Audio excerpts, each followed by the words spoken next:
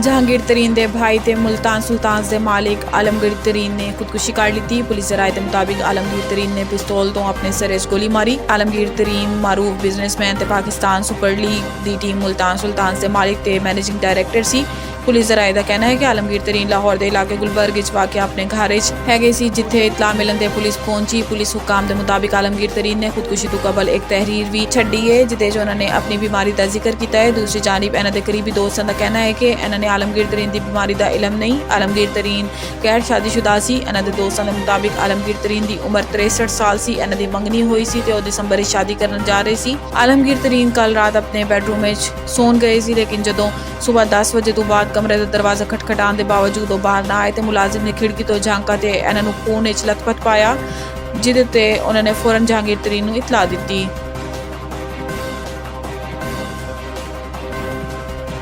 Monsoon का दूसरा spell Lahore मूसलाधार बारिश मुख्तलिफ हादसात 4 अफराद जाँ बहक। सूबाई दारुल हुकूमत के मुख्तलिफ इलाकों Lakshmi Chowk, Abbott road, empress road, railway station ते शेरावाला गेट समेत मुख्तलिफ इलाकों बारिश का सिलसिला जारी है। Sabzazar, Dholanwal, Wahdat road, Mustafa town, Shahdara, Nishtar town, Ichhra, Iqbal town के इतराफ मूसलाधार बारिश हो रही है। Mughalpura, Baghbanpura, Bhati gate, Johar town, Gulshan Ravi, Qurtaba Chowk, Liberty भी बादल बरस रहे हैं। शहर को डुबन तो बचाने लई जिला इंतजामिया मुतहरिक नजर आ रही है। MD वासा ने अमला नशेबी इलाकों डिस्पोजल सिस्टम फाल रखने की हदायत की है। कमिश्नर लाहौर ने भी इंतजामिया नशेबी इलाकों तो निकासी आब यकीनी बनाने का हुक्म दिता है। कलमा चौक अंडरपास को डुबन तो बचाने निकासी आब की मशीनरी पहुंचा दी गई है। इतने मूसलाधार बारिश के बायस मजंग अस्पताल की दीवार गिरन तो 14 अफराद मलबे थले दब के जख्मी हो गए। जख्मियों ने इब्तदाई तिबी इमदाद तो बाद गंगाराम अस्पताल मुंतकिल कर दिता गया, जिथे 2 जख्मियों की हालत तशवीशनाक दसी जा रही है।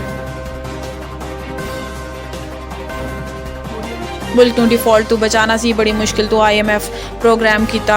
तुरगर खिताब करते हुए वज़ीर आज़म शहबाज शरीफ ने किया है कि तुरगर दे मिशान ने पाकिस्तान लिए बड़ी कुर्बानियां दित्तियां ने ते क़याम पाकिस्तान कबायली उमायदीन का खून शामिल है। उमायदीन ते मिशान की कुर्बानियों को नज़रअंदाज नहीं किया जा सकता। वज़ीर आज़म ने किया है कि कोशिशें की जा रही हैं ते पाकिस्तान समेत KP सूबा भी बहुत तेज़ी तरक्की करता, लेकिन गुजरते वक्त मातम करने का कोई फायदा नहीं।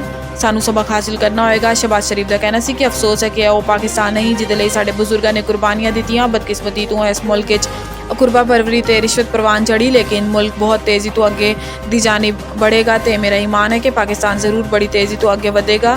सानू सब नूं मिल के फैसला करना है कि पाकिस्तान की तकदीर बदलनी है। मुल्क की तकदीर बदलने लई सानू इज्तमाही तौर पर मुसम्मम इरादा करना होएगा। इस मौके पर वज़ीर आज़म ने तुरगर दानिश स्कूल बनाने का ऐलान करते हुए किया है कि पंजाब दर्जनों दानिश स्कूल बनवाए जिते यतीम बच्चे तालीम हासिल करते हैं। खैबर पख्तूनख्वा भी गरीब दे बच्चों लई दानिश स्कूल बनाए जाएंगे। तालीम ते सेहत की सहूलत आवाम का बुनियादी हक है। स्वीडन वाक़े भी गल करते हुए शहबाज शरीफ का कहना सी कि कुरान पाक की बेहुरमती ते पूरी दुनिया सरापा एहतजाज है।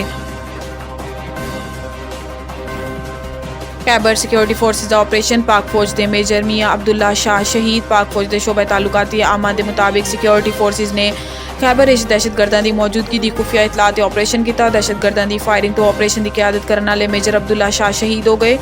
ISPR के मुताबिक ऑपरेशन इलाके दहशतगर्दों की मौजूदगी की खुफिया इतलात किया गया। फरार का रास्ता बंद होने दहशतगर्दों ने सिक्योरिटी फोर्सेस से फायरिंग की। फायरिंग के तबादले धरती के बहादुर सपूत मेजर अब्दुल्ला शाह शहीद हो गए। तर्जुमान पाक फौज के मुताबिक सिक्योरिटी फोर्सेस ने कार्रवाई के दौरान 3 दहशतगर्दों ते इन्हां दे सहूलतकारां नूं गिरफ्तार कर लिया। इलाके में दहशतगर्दों तो पाक करने लई क्लीयरेंस ऑपरेशन जारी है। ISPR के मुताबिक दहशतगर्दी के खात्मे लई ऑपरेशन जारी रहेगा। सिक्योरिटी फोर्सेस मुल्क के दहशतगर्दी का उफरियत खत्म करने लई पुरअज़म है। बहादुर जवानों की शहादत सिक्योरिटी फोर्सेस के इस अज़म नूं मज़ीद मजबूत कर दी है।